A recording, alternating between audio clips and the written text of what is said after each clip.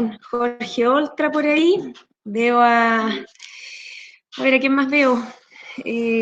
No me están dando los nombres. Ahí sí. A don Eduardo Raffo, don Carlos Obando lo había visto recién, a don Ernesto Espinosa, no sé si se me escapa alguien, Juan Carlos Veragua también, muy buenos días, y saludar a todos nuestros cores de la comisión y también a nuestro representante del core, don Iván, y a nuestro asesor, don Henry Chaura.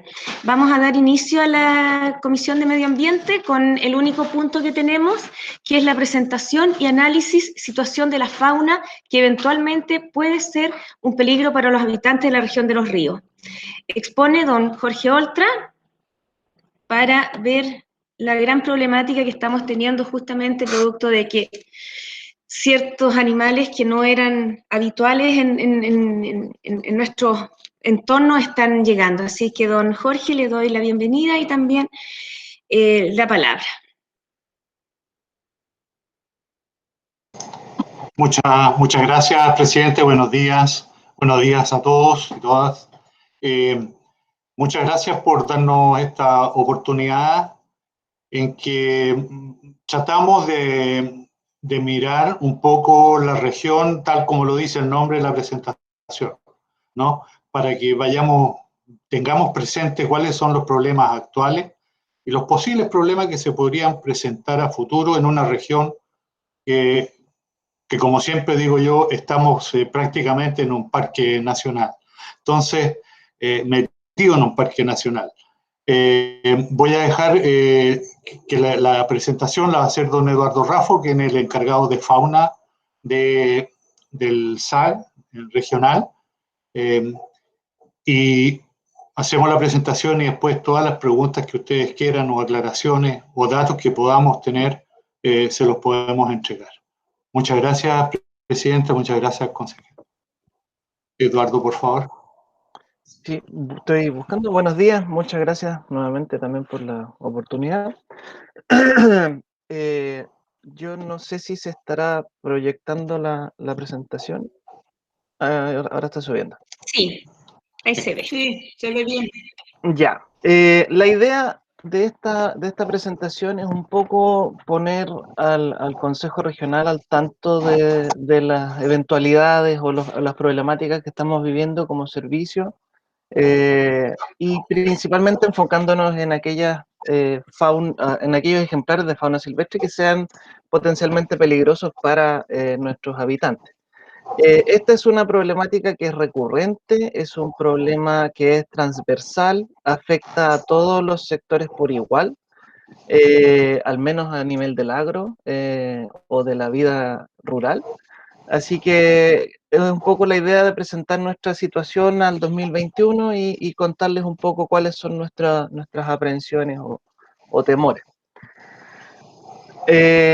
Como antecedente general, y como ya bien dijo don Jorge, nosotros efectivamente estamos en un ambiente altamente natural. Nuestra región es una de las pocas regiones que es carbono negativa. Tenemos una situación o una distribución de bosque nativo y bosque exótico, si bien se quiere decir, en un continuo. Por lo tanto, tenemos movimientos o corredores biológicos de un lado de la región a otra. Tenemos un ambiente que puede soportar una amplia cantidad y diversidad de elementos biológicos, y sobre estudios que se han hecho gracias a nuevas plataformas, por ejemplo el CIMEF del Infor, definimos que tenemos un 62% de la superficie cubierta con bosque nativo. Eso es un regalo y a la vez una fuente de conflicto. También poner en antecedente al core, ¿cierto?, que las eventuales interacciones entre la fauna silvestre y los habitantes se incrementan en la medida en que tengamos eventos como sequías, como la que se está viviendo en este momento, que no se ha declarado como sequía todavía, pero efectivamente tenemos un cambio histórico en el régimen de pluviometría, y eso hace que nuestra fauna, ¿cierto?, se acerque más a los ambientes ricos para poder subsistir. Eso incluye las quebradas que se mantienen en muchos campos, y que además son fuente de corredores biológicos. Nosotros hemos identificado dentro de la superficie regional diferentes áreas con diferentes problemáticas. Las problemáticas asociadas a especies domésticas son, como bien les decía al inicio, transversales para toda la región. No hay áreas que se liberen de este conflicto. Y con las nativas ocurre algo similar en el caso del puma, el zorro y las huiñas. Las huiñas son una especie que en realidad no representa un riesgo para las personas, pero sí generan en algunos casos mermas, ¿cierto? Que de todas formas nosotros hemos logrado manejar como servicio en la atención de las denuncias y relocalización de estos ejemplares, que tampoco representan una proporción importante de las denuncias. Pero sí, en el caso del puma y zorro, tenemos un conflicto permanente. Otro elemento de la fauna que está generando conflictos son los loros nativos. Hay dos especies, son el loro choroy y la cachaña. Ambas viven en coerción, viven en grandes bandadas, ¿cierto? Que se juntan principalmente a partir de esta época, otoño-invierno, y afectan principalmente el sector más productivo que corresponde al Valle Central.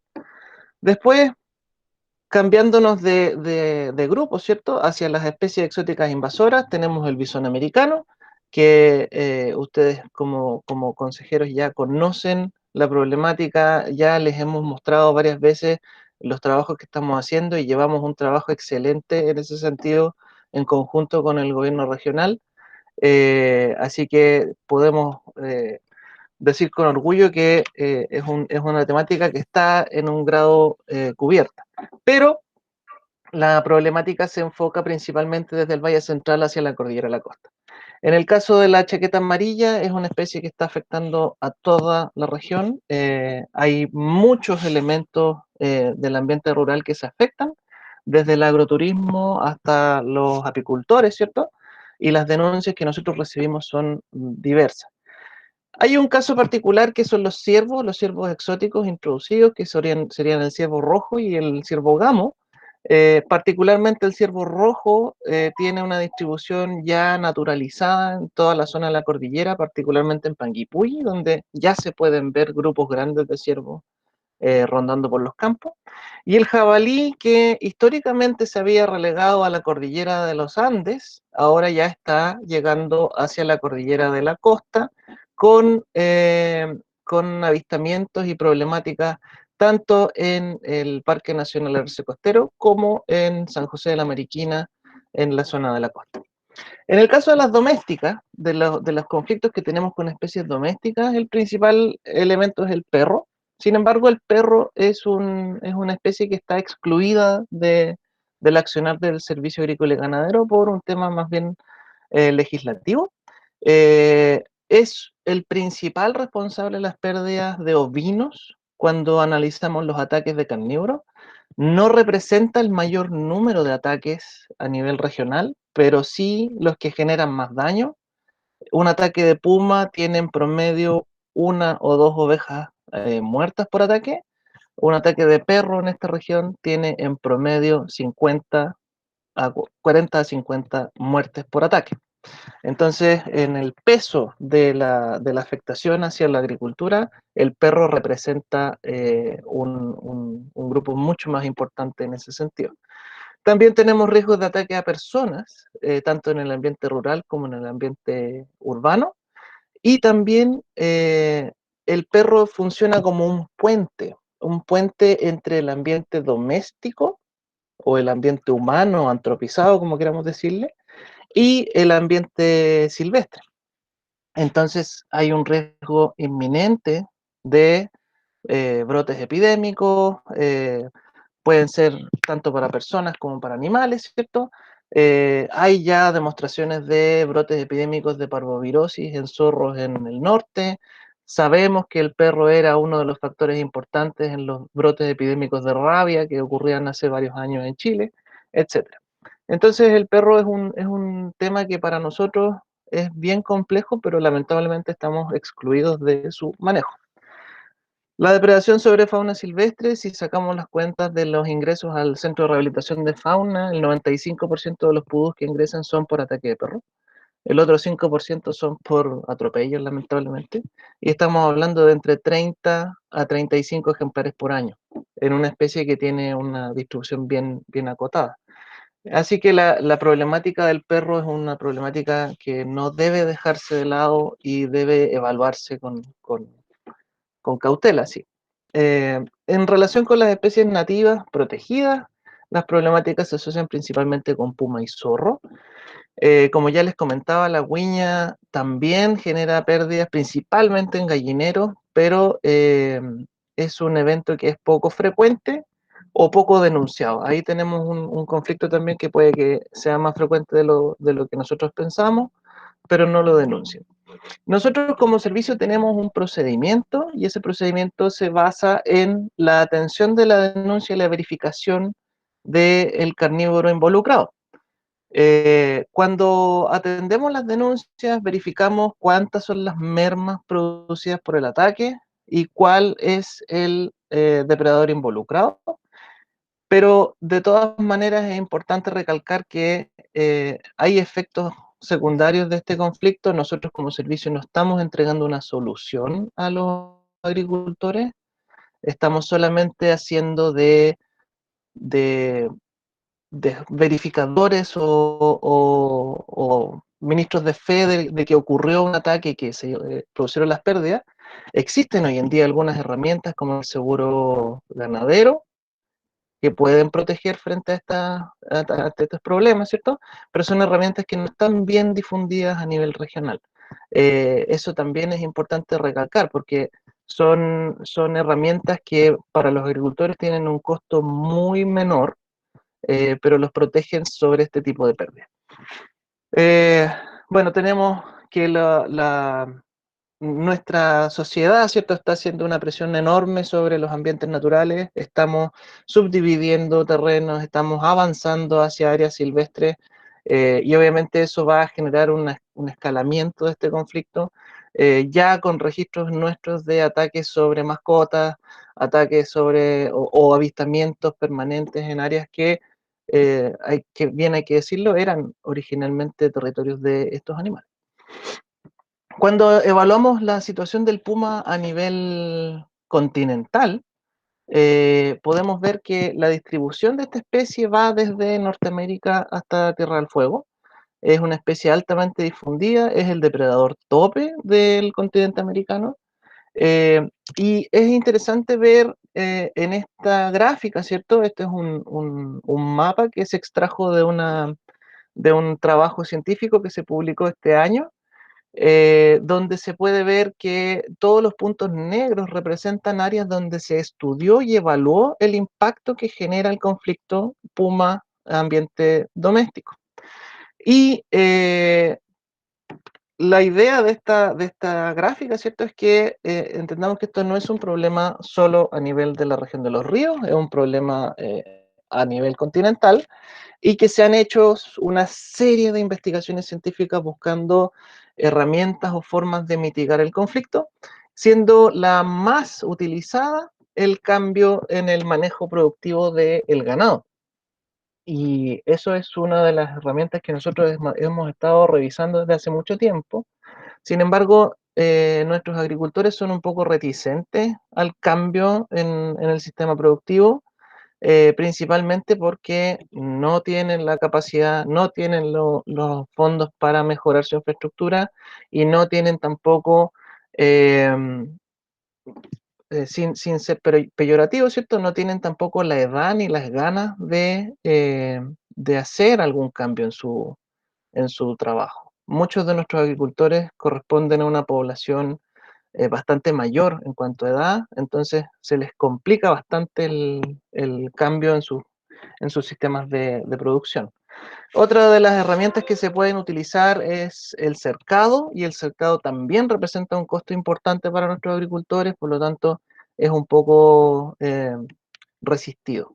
Y hay un montón de otras herramientas, ¿cierto?, que se pueden utilizar, pero ya no viene al caso. Cuando analizamos la situación de la interacción puma ganado ovino, aquí hay un mapa de la región donde muestra en los puntos rojos las zonas donde el SAC ha verificado y ha determinado que el ataque se produjo efectivamente por un puma, comparado con o contrastado con los predios que tienen más de 10 ovinos a nivel regional. Esta es información que nosotros manejamos como servicio, ¿cierto? Y podemos cruzarla y nos damos cuenta de que el conflicto está distribuido en toda la región, no hay ambientes que sean particularmente importantes para este conflicto. Y lo otro es que se demuestra también uno de los resultados que presentaba el trabajo que les mostraba en la lámina anterior, y que tiene relación con que las zonas de mayor concentración de producción ovina son efectivamente las zonas donde el puma genera mayores conflictos o ataques. Y eso es por un tema de disponibilidad de la presa.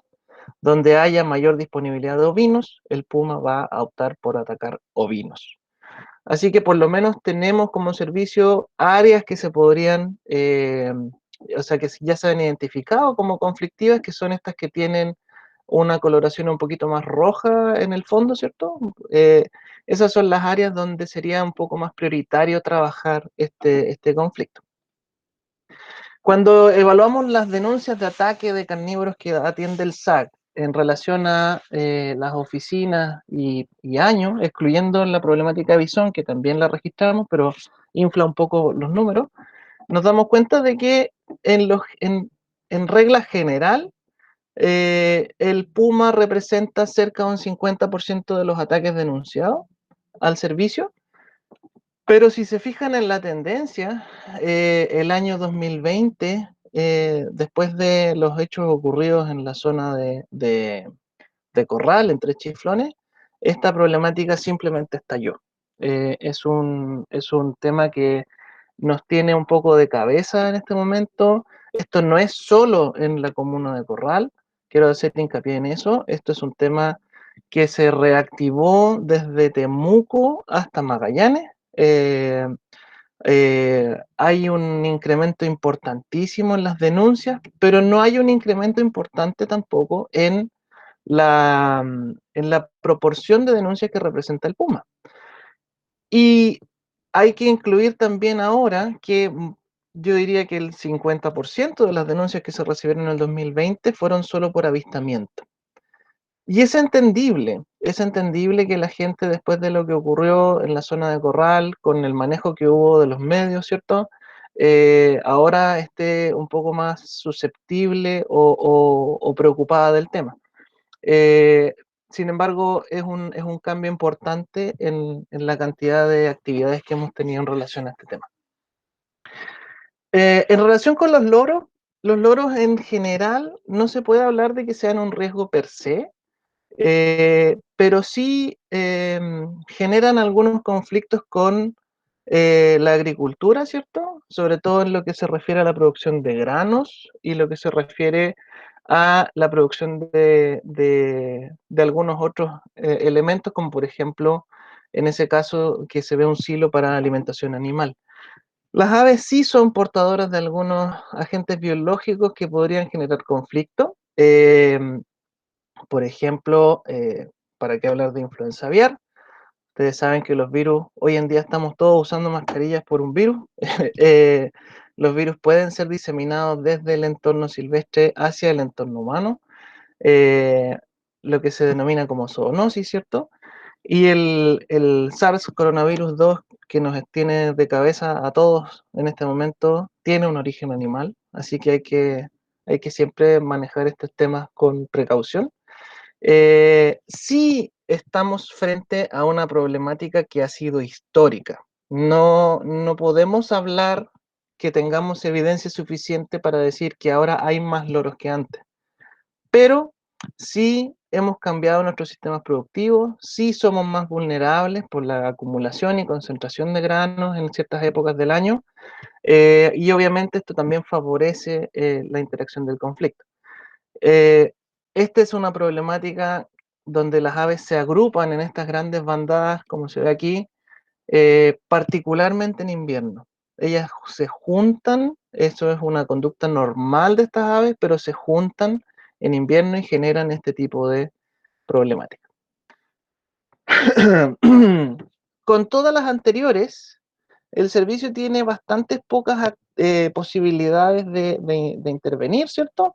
En el caso de los Pumas, lo que nosotros podemos hacer es que nuestro director regional autorice, nuestro director regional es el representante o el que tiene que establecer las acciones en base a la ley de caza, así que él puede autorizar la captura, por ejemplo, de Pumas, pero la captura y relocalización de Pumas no es una solución tampoco. Principalmente porque estos animales se mueven, ¿cierto?, de un lado a otro, y tampoco estamos haciendo un cambio o estamos modificando las conductas que favorecen el ataque del puma sobre los agricultores, sobre el ganado. Así que desde ese sentido, ¿cierto?, en la captura y relocalización de ejemplares, que tiene una tasa de efectividad súper baja, digamos 10% de todas las capturas que tratamos de hacer tienen efecto. La relocalización de los ejemplares no hace ningún cambio en el sistema productivo, entonces se mantiene el riesgo o la susceptibilidad de sufrir el ataque. Distinto es el caso de las exóticas invasoras. Aquí sí tenemos ejemplos de buena gestión que se ha logrado hacer, y el mejor ejemplo es nuestro orgullo, ¿cierto?, regional, por lo menos para mí, el orgullo del FNDR de Control Comunitario del Bisón. Este es un trabajo que se ha logrado gracias a esta asociación virtuosa entre el gobierno regional y el servicio a nivel regional. Es un proyecto que la verdad que es pionero y ha sido reconocido a nivel mundial como una de las herramientas más interesantes para poder atacar un poco esta problemática. Nosotros tenemos una recepción permanente de bisones. Cuando yo digo recepciones, los que hemos capturado, ¿cierto? Al cierre de febrero del 2021 ya llevábamos 5.849 ejemplares. Eso es lo mismo que capturan todos los programas de control de bisón de Europa en un periodo de 5 años. Nosotros en una región pequeñita de 100 por 100 kilómetros tenemos los mismos resultados que todos los cerebros pensantes y todos los recursos de Europa en 5 años. No quiere decir que seamos especialmente ejemplares en el control del bisón, sí quiere decir que tenemos un problema serio. Nuestra región es un ambiente excepcionalmente adecuado para la reproducción de esta especie, pero nuestro programa, con todo yo siempre lo digo, con todo lo franciscano que es, con lo barato que resulta este trabajo en conjunto entre los servicios públicos, como el Servicio Agrícola y Ganadero, y los mismos afectados, ¿cierto? Nos han permitido ser muy eficientes en la captura de estos animales, tener un sistema casi de alerta temprana, con redes de contacto y de trabajo directo con los agricultores. Y si se fijan en la columna de las denuncias, hemos reducido las denuncias de forma excepcional, diría yo. Si lográramos resultados como esto con las denuncias de Puma, seríamos, la verdad que, pioneros a nivel mundial, creo yo. Esto se ha logrado con un trabajo arduo, ¿cierto? Ya llevamos 5 años de trabajo continuo, este es nuestro 6º año de trabajo continuo, ininterrumpido, la pandemia no nos detuvo, así que estamos bien contentos con eso. Y se ha logrado gracias a la difusión y obviamente a la transferencia tecnológica, que es la entrega de trampas, ¿cierto? Y los incentivos asociados. Gracias a este modelo de trabajo, y gracias también a los esfuerzos que ha hecho el mismo Consejo Regional, hemos logrado expandir nuestro trabajo como parte ahora con recursos sectoriales. Ya no estamos solos como región haciendo este trabajo, ahora estamos haciéndolo desde la provincia de Cautín hasta la provincia de Yanquihue, con una inversión sectorial inédita en controles de especies exóticas invasoras. Y no ha sido un trabajo fácil, pero como ya yo creo haberles comentado en ocasiones anteriores o en reuniones anteriores, sí sabíamos que el problema venía desde la región de los lagos y ya tenemos identificado el área donde tenemos la mayor concentración de bisones, que corresponde a la comuna de Fresia. Fresia es una de los hotspots o las áreas de mayor dispersión de estos ejemplares. Y desde que se empezó a trabajar en la provincia de Osorno, con resultados, la verdad que incipientes hasta el momento, porque esto partió en junio del 2020, pero desde junio del 2020 a la fecha y con los esfuerzos que se han hecho en la provincia de Osorno, la problemática en el Ranco también ha disminuido, lo que nos tiene súper contentos. Así que el FNDR Control Comunitario del Bisón, la verdad que es un súper buen ejemplo de una asociación virtuosa. Nuestros agricultores están contentos. Obviamente hay algunos que no les gusta o que encuentran que es muy complejo el programa, pero hasta el momento llevamos más de 1.200 agricultores que están activamente colaborando con nosotros. ¿Cuál es lo nuevo en el caso del bisón? Nosotros hemos logrado, como ya les había comentado, expandir el programa. Ahora tenemos socios internacionales, tenemos un proyecto financiado por el NERC en Reino Unido, que nos favoreció y nos permite evaluar bien esta problemática. Estamos generando los modelos poblacionales, estamos buscando mejores estrategias para hacer aún más eficiente el control, pero el COVID-19 se ha demostrado como un factor que nos viene a cambiar un poco el panorama. Se ha detectado, no sé si lo han visto en las noticias, ¿cierto? Ya lo primero que ocurrió fue la infección por COVID-19 en granjas peleteras. Eso generó el sacrificio de más de 17 millones de bisones en Europa. Pero en Estados Unidos, a finales del año 2020, encontraron el virus en ejemplares silvestres y ahora, hace unos pocos días atrás, lo encontraron en España. Eso nos tiene que poner en alerta, ¿cierto? Es un riesgo potencial. Es poco probable que esto genere una ola pandémica secundaria o terciaria, pero ciertamente estamos bastante preocupados del tema y estamos asociados con centros de investigación que están haciendo pruebas sobre COVID y estamos entregando todos los elementos que ellos requieran para evaluar este tema en nuestros bisones a nivel nacional. También como exóticas invasoras tenemos el ejemplo de la chaqueta amarilla. Es una problemática que permanentemente se denuncia frente al servicio. No tenemos como servicio planes de control o de transferencia tecnológica en relación a esto. Sabemos que es una especie que está en todo el territorio regional y que ya llegó a Punta Arenas y está establecida en la región de Magallanes desde hace ya un par de años. Es una especie muy compleja de tratar. Hay varios estudios y nosotros como servicio hemos participado en varios esfuerzos que se han hecho, sobre todo en el área de Punucapa. Se han hecho algunos ejercicios experimentales, también muy incipientes, pero también gracias a este proyecto Contain, del que les mencionaba con el bisón, atrajimos la atención de expertos internacionales que nos pueden ayudar a evaluar el problema de la chaqueta amarilla.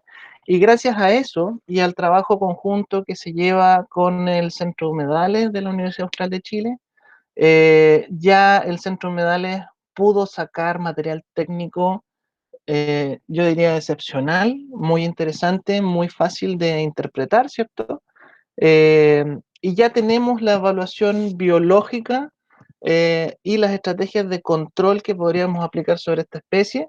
Lo que falta es un poco hacer difusión y transferir el conocimiento de métodos de control de la chaqueta amarilla hacia la población. Este es un documento que el Centro de Humedales va a hacer público en unos pocos días más, ¿cierto? Yo les estoy dando un poquito la primicia. Nosotros no podemos tampoco decir que esto es producto de nuestro esfuerzo, ¿cierto? Es un trabajo en conjunto gracias a este proyecto internacional y a la disponibilidad del Centro de Humedales de evaluar esta problemática. Así que el proyecto Contain ha traído varias ramificaciones o externalidades positivas a nuestra región y eso también hay que reconocer que fue gracias al trabajo que se hizo con Bison. El caso del jabalí es un caso aparte. El jabalí es una especie que de por sí es muy peligrosa y agresiva. Nosotros lo detectamos hace años en la cordillera, pero en los últimos años, ya desde el 2019, sabemos que está presente en la cordillera de la costa, lo que es muy preocupante. Es un omnívoro que se reconoce también por ser consumidor asiduo de especies nativas amenazadas, como por ejemplo reportes de consumo de jabalí de ranita de Darwin, por ejemplo, que es una especie muy lábil, muy delicada, ¿cierto? Y que ya quedan muy pocos ejemplares. Sabemos que hay daños en el bosque nativo, sabemos que hay daños en la agricultura, sabemos que es un peligro inminente para las personas. Y también sabemos que el puma consume crías de jabalí, lo que favorece el fitness del puma, lo que favorece la reproducción del puma y la dispersión del puma a nivel regional. Y sabemos también que el jabalí puede ser un vector de enfermedades tanto humanas como animales, triquinosis, tuberculosis, pestes porcinas y una serie de otras patologías, ¿cierto?, que se pueden transmitir desde el jabalí a los seres humanos. Los daños son evidentes cuando uno va a un predio, ¿cierto?, que es reconocido por tener daños de jabalí. Vemos este tipo de problemática a nivel de No se pradera. escucha. No, ¿Escuchas, Eduardo? ¿sí? ¿Ahora me escuchan? ¿Se escuchamos ¿Aló? todos? ¿Sí? Sí, sí se escucha bien. Ya, Ahí sí. continúo entonces. Estos Sí, son los ahora daños sí. que se generan por las osaduras. Ahí hay una imagen, ¿cierto?, de los colmillos de un jabalí, que son verdaderos cuchillos. Tenemos reportes de muerte de ovinos por ataque de jabalí. Si se fijan, son ataques brutales que no generan consumo, es solo un ataque territorial. Sabemos que estamos frente a una bomba de tiempo con las personas. Los reportes de personas que han tenido que escapar de jabalí son ya cada vez más comunes. Hay daños sobre la producción forestal y ya tenemos presencia en áreas urbanas. Y esto, como les comentaba, es una bomba de tiempo. En el caso de los ciervos, y ya para ir terminando la presentación, nosotros hasta el momento reconocemos los ciervos como con una distribución restringida a la cordillera de los Andes. Yo particularmente los he visto en manadas, ¿cierto?, en la zona de Panguipulli, Coñaripe es común. En Argentina fueron liberados intencionalmente para fomentar la caza, ¿cierto? Si uno va a San Martín de los Andes, es como todo asociado al ciervo rojo. Hay estatuas de ciervo rojo, los guardias forestales tienen un ciervo rojo de insignia, y nosotros no queremos ciervo rojo en nuestro territorio, pero ya están acá. Durante el otoño, el ciervo rojo en particular, que es del tamaño de un caballo casi, entra en lo que se llama la brama, que es el celo, y es el momento donde estos animales se vuelven más peligrosos. Es donde las cornamentas están más desarrolladas y es donde estos animales simplemente atacan a cualquier intruso que pueda afectar su harem de hembras. Pero también hay que considerar el riesgo de atropello que generan estos animales. En otros países, ¿cierto?, la principal causa de muerte en las carreteras es el atropello de ciervo, porque el ciervo antes de ser atropellado salta y cae dentro de la cabina del vehículo en movimiento. Pero hay un tema con tanto el jabalí como el ciervo. Las dos especies, al ser exóticas e invasoras, pueden ser cazadas durante todo el año sin límite de presa, etc. Pero tienen un potencial de uso sustentable, tienen un potencial incluso alimentario. Entonces también se puede explorar alguna estrategia asociada a eso para poder hacer frente a esta invasión. Así que el riesgo de las personas también es un tema importante, como les comentaba, tanto por los ataques como por los accidentes carreteros. Eso era lo que queríamos presentar, así que ahora quedamos disponibles para cualquier duda que tengan. Muchas gracias, Eduardo. Bastante interesante el tema. Por lo mismo, nosotros quisimos hacer una reunión ampliada de medio ambiente y fomento productivo, porque la verdad es que es un tremendo tema y cada vez estamos viendo más amenazas, como decían, de del puma que se está acercando, sobre todo la gente que tiene ovejas. El zorro antes lo veíamos de noche y arrancaba, hoy en día lo vemos de día y ya no arranca, ya se siente menos temeroso de los humanos. Entonces, hay que tomar las medidas, y una muy buena noticia que el bisón se esté controlando en los lagos, porque la verdad es que de donde venía todos los bisones eran de allá y nosotros no sacábamos nada, tener la casa limpia si se ensuciaba constantemente. Ahora dejo las preguntas, si alguien tiene preguntas o comentarios. Catalina Hot, la palabra. Catalina. Ah, perdón, Core de los Ríos. Sí, Core de los Ríos, que ese era Juanito, ¿cierto? ¿Sí? No. Core de los Ríos y de ahí Juanito. Core de los Ríos. No es Juanito. Yo vengo después de Core de los Ríos. No, yo vengo después de Catalina Hot. Ya, Catalina. Sí, la pregunta... No, es Iván. Sí, gracias. Ya, Iván, perdón. Sí, la pregunta es, ¿cómo se lleva el ciervo rojo con el huemul? Porque Huilo y están haciendo una reinstalación, ¿no es cierto?, en la cordillera. ¿Cómo se lleva con el huemul? Eso es, presidente. Sí, la legislación de la ley de caza establece que el ciervo es una especie dañina, particularmente por ese tipo de interacciones. La ley de caza no vela por la seguridad de las personas, vela por el entorno, el ecosistema. Y en ese sentido, los ciervos rojos y los ciervos gamos compiten por el espacio, compiten por el ambiente, son puentes también de transmisión de enfermedades a estos animales. Ya sabemos que en Aysén el huemul está siendo afectado por una patología que se llama linfodenitis gaseosa. Esa linfodenitis es transferida desde las ovejas o desde los ciervos exóticos hacia los huemules, y son obviamente un riesgo potencial. No solo por competencia territorial, sino que también, como le comentaba, por transmisión de agentes patógenos. Ya, muchas gracias, Eduardo. Escuchemos todas las intervenciones y de ahí contestamos mejor. ¿Ya? Catalina.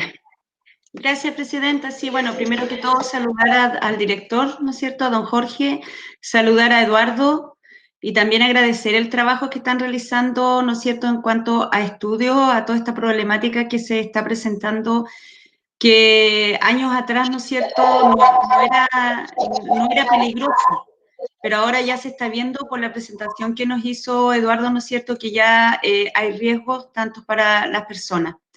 Yo tengo unas consultas y dudas, si bien aquí nos presentaron, ¿no es cierto?, temas del ataque de perros, que es mucho más invasivo incluso que el ataque de puma, porque en realidad nosotros lo hemos visto en forma, o hemos sido afectados en forma personal. A mi hermano fue una jauría de perro y le mató las 50 ovejas que tenía, pero no dejó ninguna viva, una jauría de perros.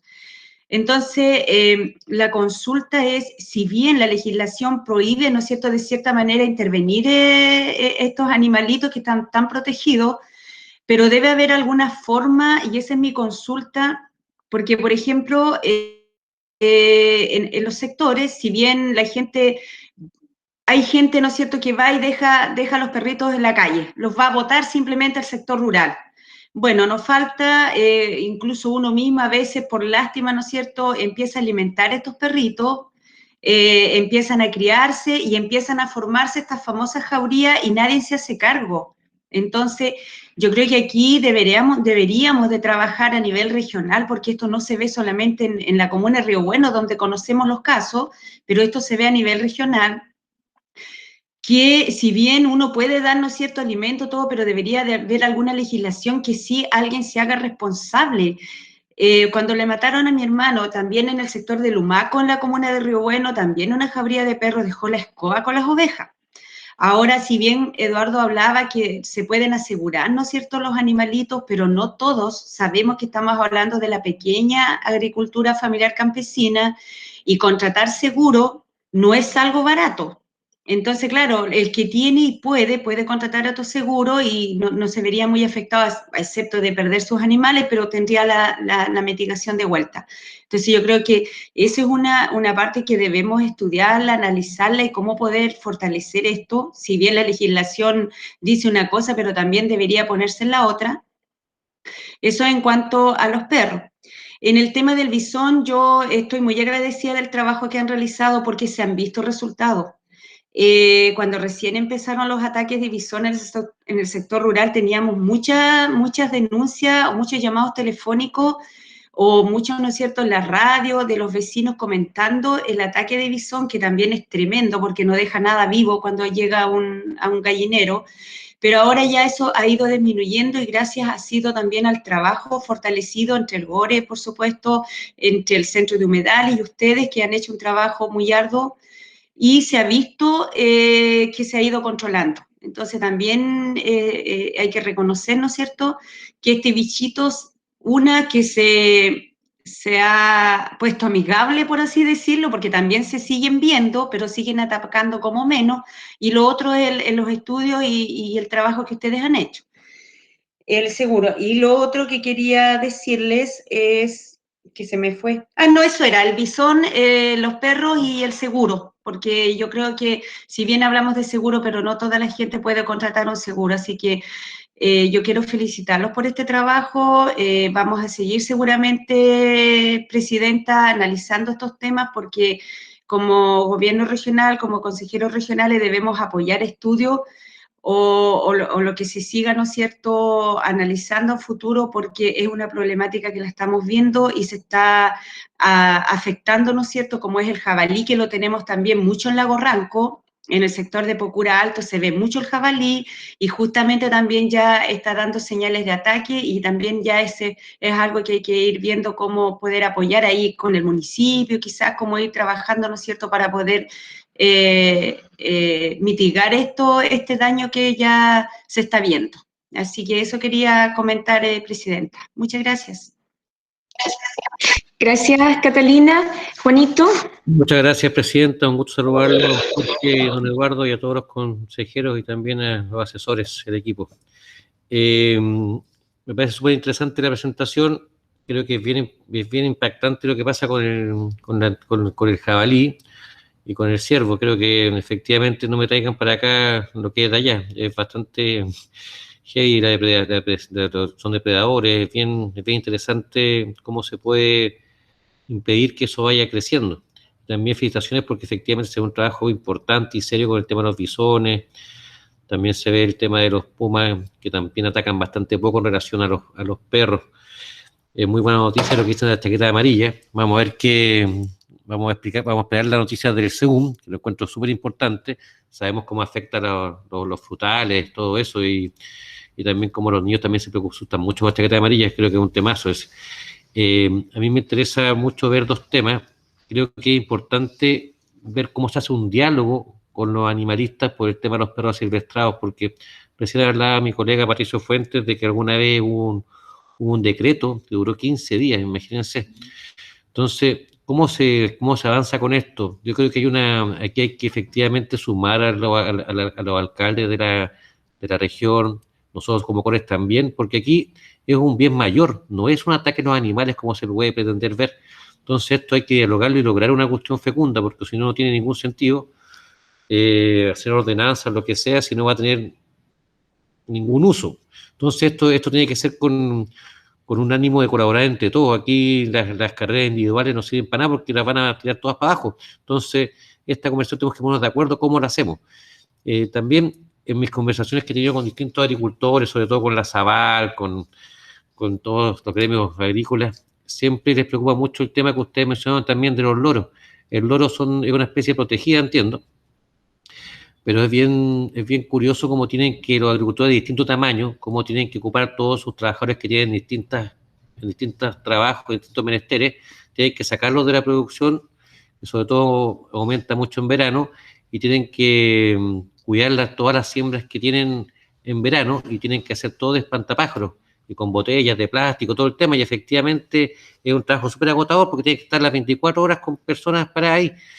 entiendo, y esto yo no sé cuál es la medición de cuánto loro hay versus cuánto había en el momento que se hizo esta protección del loro, porque ese también es un tema que también hay que conversarlo, porque efectivamente somos una zona bastante agrícola y hay que ver también cuáles son qué hacemos para solucionar eso, que efectivamente es un desgaste gigantesco en ese momento. Muchas gracias. Gracias, Juan. Y la palabra a Matías Fernández. Matías. Gracias, presidenta. Es difícil encontrar un lado por donde partir en esta presentación, porque son tantas problemáticas que están como unidas, pero al mismo tiempo tienen distintos métodos de abordaje. Creo que voy a tratar de referirme como sintéticamente a un elemento central, que es la razón de por qué esta comisión originalmente iba a ser como fomento productivo, pero hoy es medio ambiente. Yo creo que esencialmente hoy es medio ambiente porque compartimos un sentido por que en el fondo no queremos matar los animales per se, sino que queremos encontrar una solución que precisamente hoy uno de los daños que está generando esencialmente es al fomento productivo de los sectores más rurales, ¿no es cierto? Y en menor medida, pero obviamente con un impacto social más grande, daño directo a las personas humanas. Entonces, ahí, y en la presentación, Eduardo lo decía de manera muy clara, hay elementos de fomento productivo que tienen que ver con, por ejemplo, en el caso del loro choroy, con el cambio de maneras de producir o de proteger precisamente la cosecha, voy a ponerle cosecha en términos generales, yo sé que el término es errado, pero en el fondo para la producción, que tenemos que cambiar, que se tienen que cambiar. Y yo entiendo que, por ejemplo, desde el sector rural no se quiera porque, o uno, es una inversión grande, dos, en el fondo les cambia el modus operandi de cómo han funcionado prácticamente centenariamente, hay como formas de traspaso de cómo hacer las cosas que no es fácil llegar y romper, pero ahí obviamente tenemos que conversar un plan que sociabilice y que ayude a generar esta solución de fondo, como en el fondo que la producción pueda seguir y al mismo tiempo no tenga que ver solamente con el control per se, porque el bisón es un ejemplo claro de una política pública exitosa, pero que por ejemplo, si nosotros lo hubiéramos remitido solamente a los ríos, al cazar, o incluso poniéndole el ingrediente cazar, no lo hubiéramos solucionado. Necesita la articulación de otros sectores públicos, de otros sectores políticos. Entonces, como esto va a necesitar una mirada como compleja, compenetrada y articulada para encontrarle solución. Por otro lado, yo no quiero dejar pasar el elemento como fundamental, que lo mencionaba en parte de su intervención Juan Taladriz, que tiene que ver con el origen.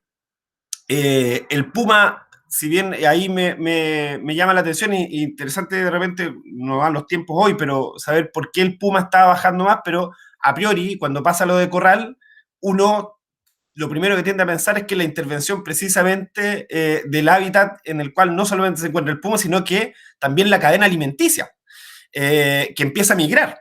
Entonces, ahí hay una intervención humana que genera finalmente esta migración y que termina con una cadena donde se lamenta la muerte de estas personas en el sector de Tres Chiflones, si no me equivoco. Entonces, ojo, no hay que perder el foco de que hay algo que también lo está produciendo. Hay sectores donde son grandes empresas que producen esta alteración de ecosistémica y hay otros ejemplos, como por ejemplo en los perros silvestrados, que tiene que ver con un componente esencialmente humano más doméstico, que es un problema importante, por ejemplo, en las ciudades grandes y en las ciudades urbanas. Entonces, y ahí quiero solamente cerrar con lo que mencionaba no ordenanza, sino que esta ley o decreto que duró 15 días. El gran problema de ese decreto no era del fondo de lo que buscaba, sino que hubo un problema de comunicación efectiva que no hizo dialogar las distintas partes que encontraban el conflicto en controlar y y en el fondo que lo que era regularizar incluso la caza indiscriminada de perros silvestrados, porque eso es lo que hacía el decreto del fondo. No es que permitía agarrar un arma y salir a matar al poodle que uno tiene en la esquina, sino que, como salió caricaturescamente unos perritos chicos con un letrero de no quiero que me maten, sino que regulaba precisamente el porte, la caza de perros silvestrados en los sectores rurales. Y eso es lo que del fondo, porque si no, los sectores rurales siguen matando perros. Sí, eso es una realidad. Lo que buscaba esto era regularizarlo. Entonces, tenemos que dialogar con un problema que es eminentemente de esta región. Obviamente, no digo que no esté en otros lados, pero tenemos un problema regional que tiene que dialogar a nivel nacional para que haya una comunicación efectiva y que sociabilice con no solo los sectores animalistas, sino que tiene que tener una fuerte inversión de los distintos elementos públicos que hay hoy en día. Tenemos ordenanzas municipales para la tenencia de mascotas, tenemos una ley que resguarda la tenencia de mascotas responsable, pero aún así es débil y sigue produciendo, voy a ocupar esa palabra, que no me gusta tanto para este caso, sino que sigue aumentando los niveles de perros que hay en las calles. O sea, como todavía no somos capaces de controlar desde dónde viene precisamente la producción, entre comillas, de perros silvestres. Entonces, resumiendo, tenemos un elemento de fomento productivo importante que hablar con los sectores productivos rurales, esencialmente para el manejo, por ejemplo, del loro choroy o de otros seres que estén atacando. Tenemos un problema latente de especies introducidas que tenemos que generar un plan muy parecido a lo que es el bisón. No en el bisón me refiero en la forma de captura, sino que en la articulación y el plan piloto que se generó, que yo ahí concuerdo completamente, es un plan exitoso, que ahí te pongo la pregunta, Eduardo, al final, si finalmente Los Lagos adoptó más o menos el modelo que nosotros habíamos tratado de establecer, o siguieron con este modelo que era bastante obsoleto, que era externalizar, y que la verdad no funcionó mucho. Y lo segundo es una conversación profunda con tanto organizaciones sociales como municipalidades, como la articulación pública de los sectores tanto del SAC como de fomento productivo, para poder ver también los grandes daños que se están generando en otras especies.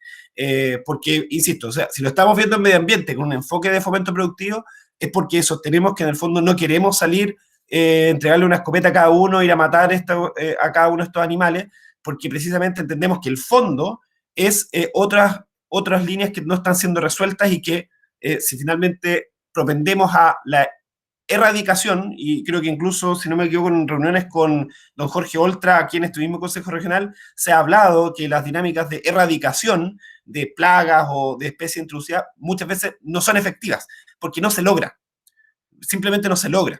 Entonces lo que tú tienes que hacer es convivir en el ambiente que ya tienes y tratar de controlar el daño, pero para eso necesitas articulación total. Gracias, Matías. Nos queda la palabra Juan Carlos y después de don Ernesto Espinosa. Juan Carlos. Gracias, presidenta. Muy breve, que me quedaron dos dudas pequeñas, que no sé si la podrá responder don Jorge o, ¿cómo se llama? Eduardo. Una, me quedó la duda respecto de una plaga que está en la zona central de aves, que se ha extendido, que es la famosa, creo que es cata argentina, no recuerdo el nombre, que como yo viajo harto, es curioso, digamos, cómo en las calles, los árboles, se ve realmente una cantidad inmensa. Entonces, me queda la duda de esa. Y lo otro, me queda la duda es que, si bien es cierto, no tiene que ver con plaga de la que estamos viendo ahora, pero sí es un problema que amigos me lo comentan que es grave, el tema de la situación de las abejas. ¿Ah? ¿Qué está pasando con respecto a eso? Digamos, porque hay amigos que han tenido que bajar su producción, cerrar su producción, y me gustaría conocer, digamos, brevemente en realidad qué pasa con eso, a ver si es así como me lo comentan, digamos. Gracias. Gracias, Juan Carlos. Ernesto, la palabra. Gracias, presidenta. Buenos días a todos los consejeros y consejeras regionales.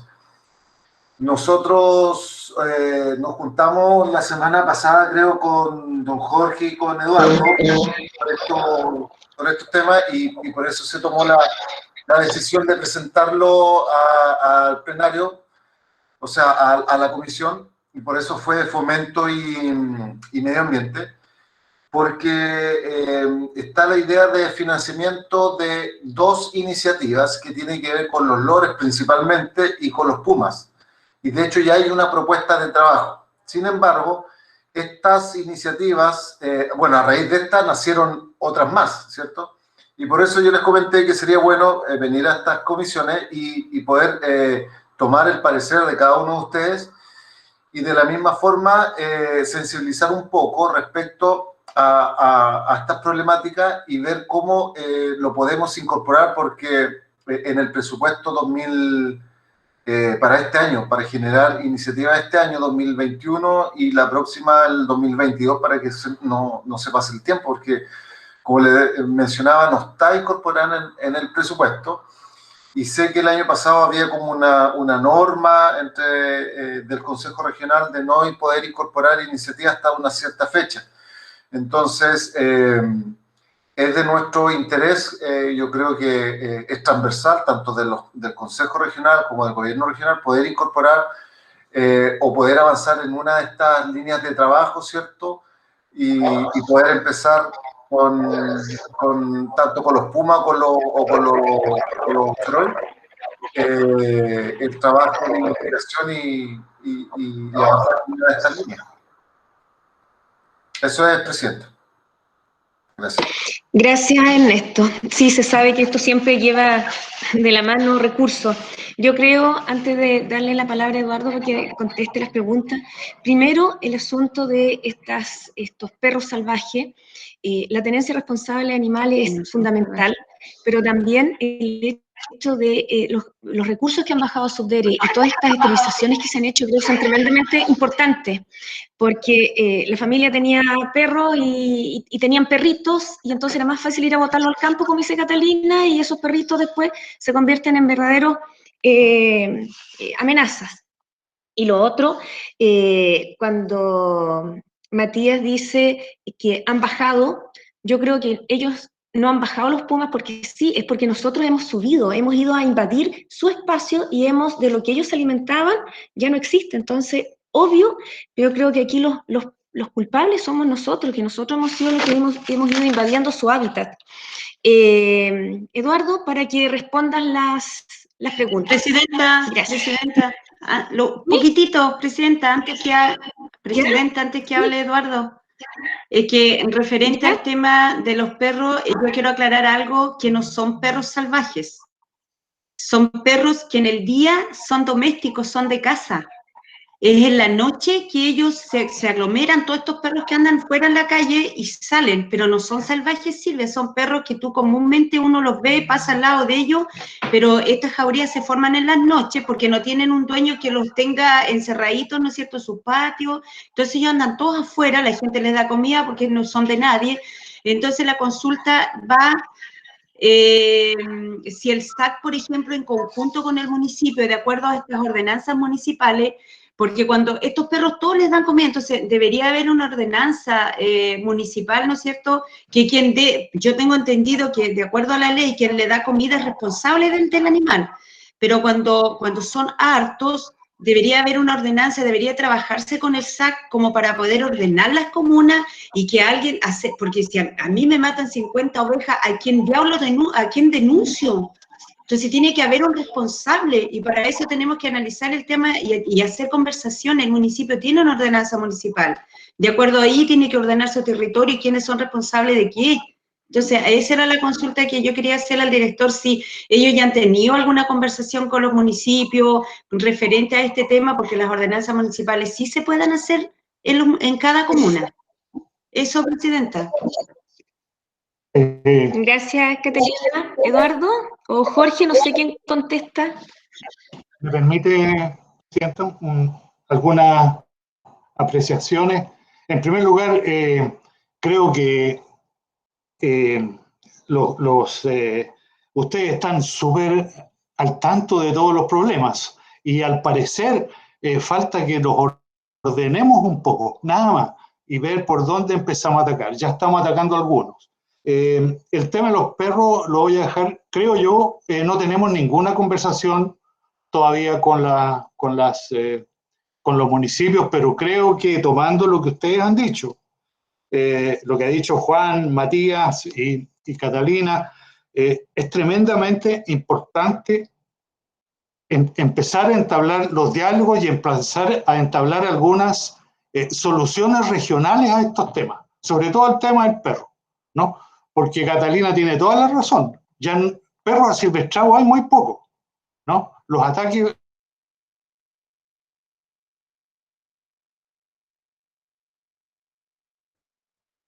hemos sufrido eso. En relación al bisón, yo quiero recalcar que el éxito del proyecto Bisón, del programa Bisón, se llama programa comunitario, de control comunitario. Esa es la gran diferencia entre este programa y todo el resto de los programas, yo diría, del mundo, ¿no? Este programa nosotros involucramos en esta región a los usuarios. Por supuesto, estamos dando un incentivo, ¿no? Está bien, pero son los usuarios realmente los que están controlando el sistema, ¿no? Si nos fallan los usuarios, y ese es el gran éxito. Y un poco contestando a lo que decía Matías, desgraciadamente, Matías, los proyectos que están, o lo que decía Juan, los proyectos que están en las otras regiones, sobre todo en la región vecina sur, no son proyectos comunitarios, de control comunitario. Se ha insistido en que no funciona, y yo creo que ahí, y yo les pediría como un ejercicio, ojalá ustedes con sus pares de la región de los lagos y de la región de la Araucanía conversen el tema, sobre todo de control comunitario, ¿no? Porque esto de externalizarlo ha sido un fracaso. Hay un proyecto, creo que, si no me equivoco, Eduardo, en Chiloé, que no han dado para ningún lado, digamos, y ahí está, y es mucha plata. Entonces, da un poco de rabia. Lo que nosotros hemos aumentado son los equipos sectoriales SAC.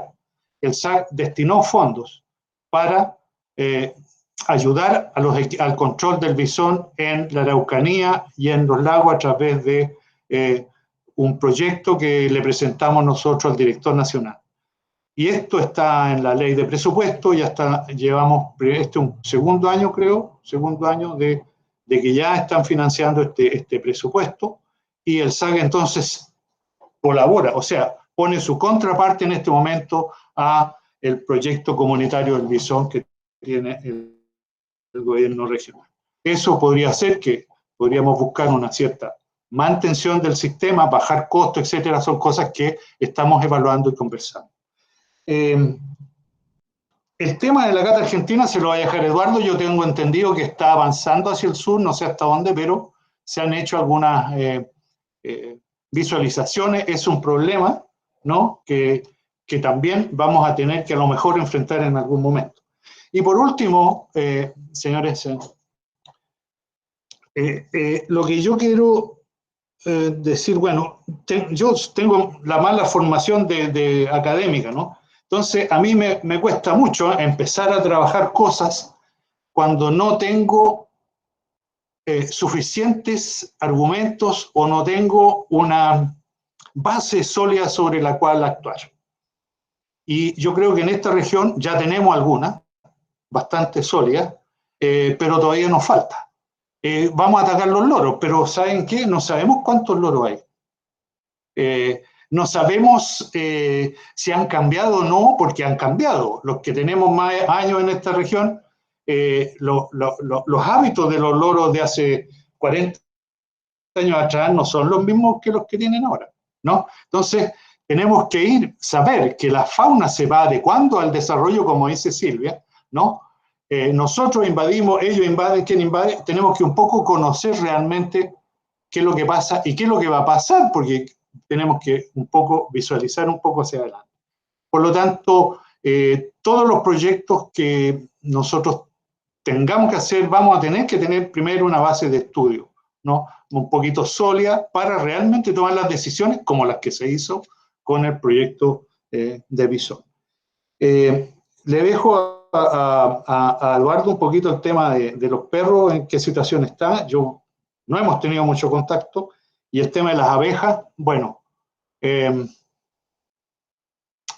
también es un gran tema. Es un producto que la región lo está posesionando muy fuerte. Se está exportando, ya no solo a Europa, sino que también han empezado exportaciones de miel y productos apícolas a China. Entonces, es un tema que tenemos que cuidar y que tenemos que analizar muy bien, tanto desde el punto de vista de los ataques a las abejas como las plagas y los movimientos que se estén haciendo. Es un tema no simple, complejo, que también requiere bastante estudio, bastante solidez, y el servicio tiene al menos una persona o dos personas de muy buen nivel en este trabajo a nivel central. Eso un poco, y muchas gracias por habernos dado la oportunidad. Yo me voy a dejar a Eduardo. Muchas gracias por darnos la oportunidad y, por supuesto, en cualquier iniciativa que ustedes tengan, estamos a su disposición dentro de los ámbitos que nosotros tenemos y dentro de lo que nosotros sabemos o que podríamos ayudar. Muchas gracias, presidente. Gracias a usted, director, y le damos la palabra a don Eduardo Raffo para que conteste. Ya, voy a tratar de resolver todas las preguntas que se hicieron. Son muy interesantes también. En relación a los perros, la legislación actual establece que son los municipios los que están encargados de velar por la aplicación de la ley. Nosotros como servicio tenemos una aplicación bien tangencial en la referencia a la ley de tenencia responsable. En realidad no salimos ni siquiera mencionados. Los municipios sí. La PDI, con su brigada de delitos medioambientales, también evalúa algunas problemáticas, sobre todo en el tema maltrato. El maltrato es un concepto bastante amplio y, a mi parecer, sin ser un experto en la ley de tenencia responsable, creo que es la clave de la actual legislación, es como el punto que podríamos atacar. Efectivamente, si uno alimenta a un animal y no le da cobijo, puede ser considerado maltrato. Si uno recoge un animal y después lo libera, puede ser considerado maltrato. Entonces puede que ahí vaya un poco la estrategia o la clave si es que un cambio de legislación se ve imposible. Eso también es un tema a conversar con las agrupaciones animalistas que están acostumbrados, en cierta forma, a alimentar animales en ambientes urbanos. Es una problemática que lo único que hace es alargar este tema y también puede ser considerado, como les comentaba, maltrato, porque al final solamente se está resolviendo uno de los requerimientos o necesidades de los animales, pero deja de lado la protección, el cuidado veterinario, etc. Así que, sin ser estratega en el tema de la ley de tenencia responsable, creo que ese podría ser un efecto clave. Y ahí el municipio también necesita, en cierta forma, algún grado de apoyo, porque la fiscalización con la estructura actual de los municipios, es prácticamente imposible, a mi parecer bien personal. Con respecto al seguro, quería hacer una acotación, ¿cierto? La Core Catalina Ott hizo la pregunta del seguro y quiero ser bien claro, el seguro no es una herramienta del Servicio Agrícola Ganadero, pero sí pertenece al Ministerio de Agricultura a través de Agroseguros y tiene una subvención de prácticamente un 95% del costo de la prima. En palabras simples, si yo tengo 30 ovejas, me va a salir no más allá de 5.000 pesos si es que no soy usuario INDAP. Si soy usuario INDAP, me sale, creo que entre 500 y 900 pesos el seguro para todos los animales por el periodo de un año. Es la herramienta, a mi parecer, que tenemos que potenciar sobre la protección del ganado, mientras podemos hacer otras evaluaciones asociadas a dinámicas poblacionales de carnívoros o a elementos de protección. Nosotros tenemos una idea, ¿cierto?, de desarrollar algunas tecnologías a nivel regional que están basadas ya en tecnologías existentes en otros países, pero que nosotros siempre podemos adaptar a nuestra realidad. Pero obviamente todas esas experiencias, ¿cierto?, van a generar una posibilidad de mitigación del conflicto. Creo que con eso, a ver, también el tema de los perros salvajes es efectivo. No se trata del perro, en ese sentido, no es un perro asilvestrado el que está generando la mayor concentración de problemas. Sí es el Bobby, como le decimos nosotros, el perro del vecino que no... Y nuevamente volvemos al tema de tenencia responsable.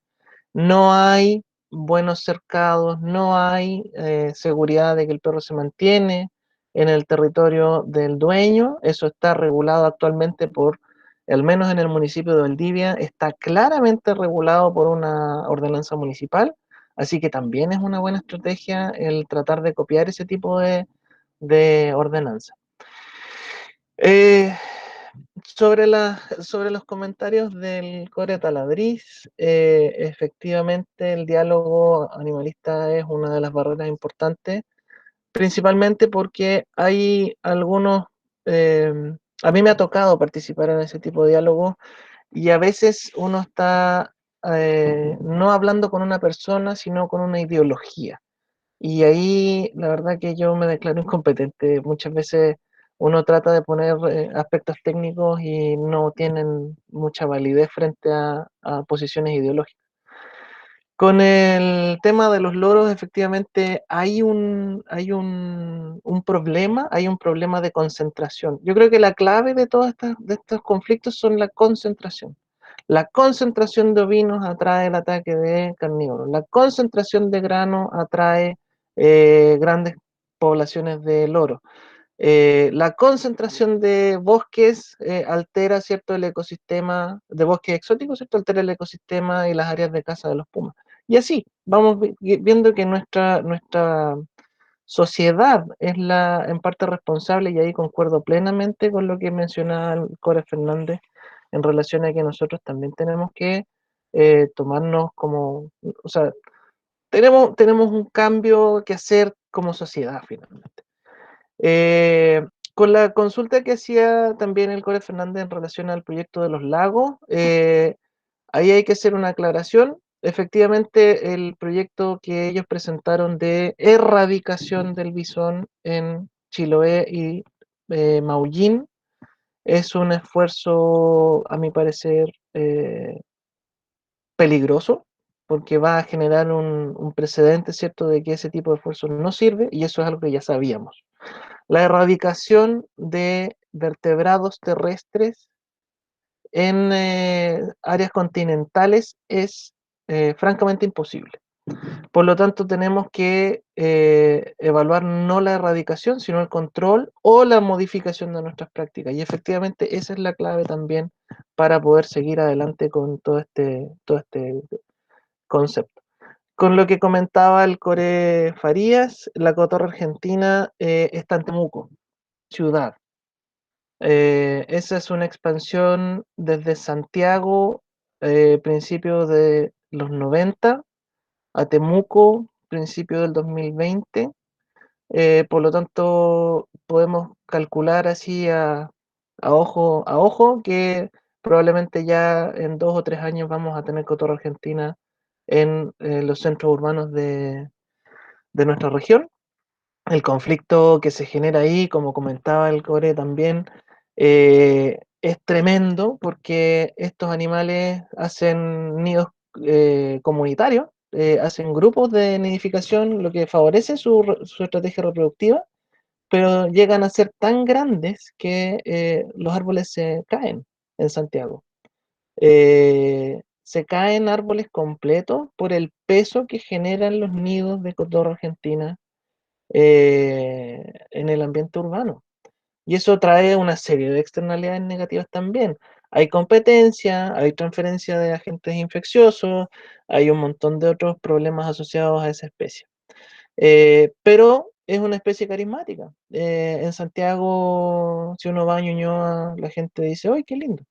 No conocen o desconocen el concepto de una especie exótica invasora y de los problemas negativos que tenemos. Entonces hay un tema también de difusión de estas problemáticas que ahí hay que tener un poco de cuidado. Con relación a las abejas, nosotros con la información que manejamos, el aspecto sanitario, yo sin ser experto en abejas, de hecho era uno de los trabajos que más me caían mal cuando trabajaba a nivel sectorial, porque es muy estresante para mí, por lo menos, que soy alérgico, ir a trabajar con esos animales, esos bichitos, pero la verdad que es un sistema productivo fantástico. Uno puede tener un trabajo como casi de par a par con las abejas y es un producto excelente, ¿cierto? Todos ya conocemos los beneficios de la miel y todos los derivados. El gran problema son las chaquetas amarillas, de acuerdo a la información que manejamos nosotros como SAC. La chaqueta amarilla es un depredador, genera un proceso que se llama pillaje. El pillaje es simplemente que mientras las abejas están ocupadas recolectando néctar, las chaquetas amarillas atacan las cámaras de cría y se llevan las larvas porque son una excelente fuente de proteína. Y ese ataque de chaqueta amarilla sobre larvas ocurre no solo en abejas, sino que en todos los otros insectos que nosotros tenemos y que son la base de la cadena alimenticia para todo el resto del ecosistema. Entonces es un factor clave, ¿cierto?, que hay que tener mucha precaución. Concuerdo plenamente con lo que comentaba la Core Junge, el puma no es que esté bajando, nosotros sabemos históricamente que habita en toda la región, el puma usa un ámbito de hogar de 80 kilómetros cuadrados, nosotros tenemos registros de pumas, hubo un caso, por ejemplo, de un puma que fue atropellado en Lanco, y cuando se revisó el cadáver tenía una marca, y haciendo las averiguaciones fue una marca que se había puesto en el Cerro Ñelol, en Temuco, así que estamos hablando de ese grado de movimiento. Ellos usan caminos abiertos, les gusta moverse por caminos, por eso es que es tan frecuente que la gente diga, iba caminando y me encontré con un puma en el camino. Sí, el puma aprovecha los caminos hechos por el hombre y se desplaza por esos ambientes. Pero efectivamente es un habitante común, natural y normal en toda la región. En toda la región. Ya comenté el tema de los perros salvajes y creo que con eso resolví o respondí en parte todas las consultas que se hicieron. Si hay alguna otra, por favor, no hay ningún problema. Y como dice don Jorge, nosotros estamos aquí. Recordar que somos un servicio, estamos al servicio de todos, así que si hay algún requerimiento especial o cualquier otra cosa, estamos 100% disponibles. Gracias, Eduardo. Bueno, es importante que la gente sepa y se dé cuenta y entienda, porque hubo un boom como que la gente quería traer especies exóticas que no eran de acá, lo terrible y lo peligroso que son. Traer una semillita de otro país y traen esa semillita por un arbolito y nos plagamos de esos arbolitos. Nosotros lo que tenemos acá es porque nuestro clima, nuestro medio es para esas especies, tanto sean aves o especies de árboles nativos o flores. ¿Ya? Porque después, lamentablemente, vemos esta invasión producto de que esos nos empiezan a provocar un desequilibrio en nuestro ecosistema. Así que es importante que la gente entienda eso, lo que nosotros mascotas debemos tener lo que tenemos acá. Pero lamentablemente eso fue como un boom de un tiempo de tener cosas que nadie más tiene. Así es que tenemos una última palabra, Eduardo, que es don Luis Armando Quesada. Luis Armando, la palabra.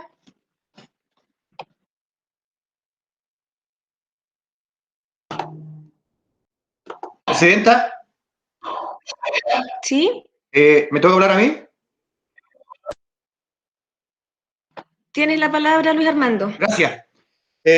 Presidenta, sí, voy a hacer un comentario del asunto de los perros que hablaba el señor. Acá en la Comuna de La Unión, hace el año 2009, se hizo una perrera, creo que del primer nivel, de primer nivel y también tenían donde lo operaban con cerámica, camas de acero inoxidable, extraordinario. Era alcaldesa la señorita Hilda Carballo y empezaron a encerrar los perros. Y la gente del campo lo iba a buscar. Todo iba perfecto. Hasta cuando llegó la Universidad Austral acusando al municipio que tenía los perros encerrados y que iba a hacer una tremenda demanda, todos para la casa. Tuvimos que largar todos los perros a la calle, porque la universidad dijo que los perros no deberían estar encerrados. Y también ese mismo año, lo que hablaba el señor don Eduardo, efectivamente la gente le da comida en las calles a los perros y ahí va creciendo todo. Y la Unión, hay una ordenanza de que la persona que se encuentre en este tema, dándole comida a los perros, es una multa. No se le puede dar comida a los perros en la calle. A ese nivel. Yo quería hacer ese comentario y parece que estamos los varios. Y al señor que representa al director regional, hace unos días estuve en una entrevista en una radio y se me hace una pregunta y yo efectivamente no la supe responder, pero la pregunta era ¿por qué ustedes no contestan los teléfonos? La gente del sector rural los llama a don Jorge y nadie contesta los teléfonos. Esa fue una entrevista en la radio 101, pero estaba la encargada, la Patricia, no sabría decirle, la que lo hizo la entrevista, porque estaba la señora Elena Carrasco y ella, dos personas, y ella me hace esa pregunta. Entonces yo me comprometí, yo sabía que usted venía hoy día, y por favor que la gente le conteste el teléfono a la gente del sector rural, porque los necesita. Y si no están en oficina por el tiempo de la pandemia, por favor que informen, que lo hagan público a donde pueden llevar. Eso, y lo otro, Presidenta, en varios quiero hablar también después, otra cosa. Gracias, Presidenta. Ya, Luis Armando, muy bien. Don Jorge, lo que preguntaba el consejero. Sí, gracias don Luis por la información. Nosotros ya tuvimos ese, comillas, reclamo, ¿no es cierto? No hubo un reclamo oficial, pero sí supe de ese tema. Yo le quiero decir que estamos tomando todas las medidas del caso y estamos investigando un poco qué fue lo que pasó. En general, todas las oficinas del SAC están atendiendo, ¿no? Y atendiendo incluso en forma directa, por lo tanto, deberían estar atendidos en todos los teléfonos. No se preocupe, yo me voy a preocupar de que eso no vuelva a suceder. Muchas gracias, don Luis, por Gracias, director. Bueno, yo creo que aquí insisto yo con la tenencia responsable de mascotas. Cuando yo quiero tener un perro, debo ver si tengo el espacio, debo ver qué perro es, qué cuidados tiene, cuánto come, porque lamentablemente el perro cuando es chiquitito, cachorro, todos son un amor y todos se entusiasman con un perrito chico. Pero después veo que no tengo el espacio suficiente, que el perro come mucho, entonces, como dicen, le abro la puerta para que el perro salga durante el día a buscar comida afuera y después llegue. Y lo peor de todo es cuando pare la perra y no tienen a quien dárselo, se tiran a los campos y ahí esos perros a veces sí empiezan a tener una forma de sobrevivencia y matan lo que pillen. Y ahí es donde empiezan a producirse y llegan después con otros y se juntan y se logran estas enormes jaurías que atacan ¿cómo se llama?, a las ovejas. Y es más, a veces hay perros que son de la casa, como decía Catalina, pero que tienen ese mal hábito. Entonces, en la noche hay que tenerlos muy bien encerrados, porque si no tengo bien encerrado mi sitio, el perro sale porque tiene malos hábitos, ¿ya? Así es que aquí hay que insistir en lo que es la tenencia responsable de animales. ¿No hay más consultas del tema de lo que estábamos tratando, consejeros? Sí, los terneros nuevos también llegan de repente, incluso no terneros nuevos, si ya también yo he visto ataques a vacas que las dejan, pero impresionante cómo las dejan. Así es que a veces no es tanto el hambre, a veces es más que están acostumbrados a hacer daño. Don Jorge, don Eduardo, muchísimas gracias. Ernesto, que también nos acompañó en la reunión. El Pato Fuente. Patricio. El Pato Fuente te estaba pidiendo la palabra, Silvita. Disculpa, se me había pasado nuestro presidente del Fomento Productivo, Patricio. Gracias, Silvia. Bueno, he visto y seguido atentamente la presentación de don Eduardo, don Jorge, ¿cierto? Y bueno, uno puede hacer una reflexión quizás en torno al tema de las diferencias. Yo creo que la academia siempre ha estado lista y dispuesta para solucionar los problemas, pero por ahí don Eduardo ha puesto el punto sobre la I, en el sentido de que cuando uno se encuentra frente a ideologías o posiciones políticas, la historia cambia diametralmente. Creo que la academia siempre ha estado con las soluciones, pero es el mundo político quizás el que tiene el poder o la cuota de poder en el momento determinado. Esa es mi primera apreciación. Lo segundo, cuando uno delimita el problema para utilizar una estrategia determinada, tiene que hacer un buen diagnóstico. Y ese diagnóstico, como insisto, muchas veces la academia ya lo tiene y lo pone sobre la mesa. Pero el tema es la decisión. Yo venía hacia el Consejo en este momento y me encontré, por ejemplo, con una ciudad plagada de letreros, unos letreros, una gigantografía grande, hablando de 16.000 luminarias puestas en nuestra ciudad. Pero plagado. Esos son letreros caros, son de tela, de vinil, que cuestan una barbaridad de dinero. 16.000 luminarias. Yo sé que a lo mejor no viene al caso, pero es para fundamentar mi posición en este instante. 16.000 luminarias, que un municipio que paga 10.000 millones de pesos más que las mismas luminarias que se instalan en Los Ángeles, por ejemplo, que fueron las mismas 15.000 y fracción o 16.000, y Los Ángeles pagó 5.000 millones. Entonces, ahí es donde uno ve que lo que está detrás es la gestión que realiza la política. Entonces, ahora van gloriándose, por ejemplo, colocando 16 esos letreros por toda la ciudad, justo en esta época que estamos a puertas de una elección. Esas son las cosas que llaman la atención, y eso es lo que a veces desencanta a los ciudadanos. Cuando hay plata o no hay plata. Yo insisto, este es un tema de gestión y de voluntades. El tema de los perros, para ser específico, hace muchos años el doctor Martin realizó un estudio de los perros vagos aquí en nuestra ciudad. Yo conversé con Rodolfo en ese aspecto y él descubrió que habían cerca de 12.000 perros vagos. Pero ojo, después del estudio que se hizo con los estudiantes de medicina veterinaria en la Universidad Austral, hacían un seguimiento y todos ellos llegaban a un hogar en un momento determinado. La mayoría, el 90 y tanto, llegaba a un hogar, es decir, perros vagos, entre comillas. Ahora, el concepto de perros, también de los perros asilvestrados, salió un decreto ley en algún momento determinado en nuestro país que establecía la casa. Este decreto duró cerca de 15 días aproximadamente. Entonces, el problema es nuestro, como dice, no es el puma, sino que es simplemente el ser humano, ¿cierto?, en su relación con la flora y con la fauna. Y ese es el problema de fondo. Ahora, yo creo que aquí lo que habría que hacer, lo que decía Matías, que habría ir al meollo del problema, a lo medular y no lo accesorio, no lo que te da dividendos políticos, sino que lo que realmente colabora para que el problema se solucione en sí. En cuanto a la introducción de especies en nuestro país, bueno, nosotros tenemos vasta historia. Estaba leyendo hace poco un paper del Centro de Estudio Avanzado de Ecología y Biodiversidad, que es CACET, que hablaba de la introducción del conejo español, por ejemplo, en nuestro país, que se introdujo en un momento determinado para hacer la solución de algo. Y resulta que no fue la solución. Entonces, ya tenemos información, tenemos estudios, pero lo que falta, creo, es la seriedad, quizás, de los que tienen que tomar las decisiones, los que tienen que otorgar los fondos, la seriedad para sentarse y decir ya, ¿cuál es el problema? Pero atacarlo realmente como corresponde. Eso, querida presidenta. Gracias, Patricio, por el comentario.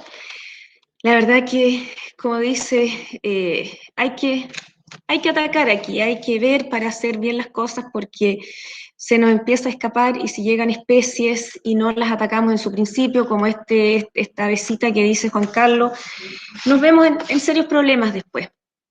No hay más palabras pedidas, no hay más comentarios, así es que darle las gracias a don Jorge, nuestro director del SAC, y a Eduardo Raffo también por su presentación, y quedan libres. Y ahora pasamos a puntos varios. Luis Armando dijo que tenía un punto vario. Presidenta, Luis Armando. Mire, hace unos días yo le conté el tema de la calle Caupolicán, una que está donde tiene los primeros galpones la Colún. Me gustaría que, no sé si hizo la visita usted o la va a hacer. Por favor, hágala y veamos cómo podemos mejorar los olores. Al parecer, yo no estoy seguro, por eso no, me gustaría que lo investiguen ustedes, como la comisión. Ahí hicieron una planta de tratamiento de agua servida en la Colún, para que botar el agua más limpia afuera. A ESAL llega, hace tiempo atrás, hicieron una tremenda inversión. Al parecer salen de ahí los olores, que cuando corre el agua, sale muchísimo, la gente está súper preocupada. Yo no sé si podemos hacer algo nosotros como consejeros, pero una visita no estaría mal. Nosotros visitamos muy cerca la pasada de ferrocarriles, hay infraestructura tiempo atrás, años atrás, cuando estaban haciendo eso paso. Es ahí mismo en Deligorio, en Caupolicán, donde está el Servicentro de la Columna, para ser más exacto. Así que, Presidenta, si tiene tiempo, usted pase a hacer su vuelta, cualquier día, cualquier hora, el olor es estable. La gente está muy preocupada, por eso me gustaría que eche una vuelta cuando tenga tiempo. Eso sería, Presidenta. Gracias. Muchas gracias, Luis Armando. Vamos a ver eso porque es el bienestar de los vecinos y la verdad que vivir todo el día con ese de hondez, porque esa es la palabra, no es fácil. Así es que agradezco y lo vamos a ver para tener para la próxima reunión una respuesta. No sé si Matías Hernández también tiene un varios. Sí, Presidenta. Solamente hacer recuerdo el compromiso que adoptamos como comisión en la visita a terreno a el sector de La Punta en el humedal Langachilla, para poder generar la visita también en terreno con Servio y los servicios, la mayor cantidad de servicios involucrados en relación a la circunvalación que se quiere instalar ahí, para que lo veamos ojalá dentro de las próximas semanas. Entendemos que estamos ya en un proceso, a puertas de los procesos de cambios de comisiones, pero aún así debe ser un compromiso que podríamos establecer ya con fecha de visita independiente, quienes estén o no en la comisión. Eso. Ya, Matías, comentarles que fuimos justamente a ver en terreno lo que significa esa circunvalación que quieren hacer, donde andaba Matías, andaba Juan Taladriz y también nos acompañó el consejero Pacheco, y la verdad es que hay que conversar bien ahí, porque donde quiere pasar la circunvalación, la verdad es que estarían dañando un sector muy bonito, y vamos a tener esa conversación justamente con Servio para ver cómo podemos ayudar. Esperemos nosotros de alguna manera poder ayudar, porque el sector es precioso, así que veamos qué se puede. No sé, Catalina Hot. La palabra.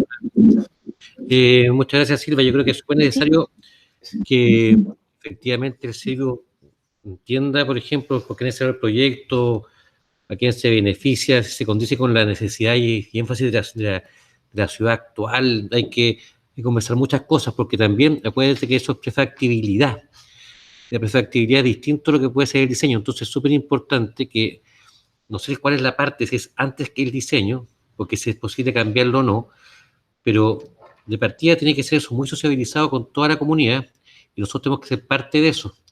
O sea, yo igual conversé con don Raúl, le dije que me dijo que él estaba súper dispuesto a hacerlo y que lo conversáramos también con nosotros para que seamos todos garantes de que esto se cumpla, que todos se escuchen finalmente.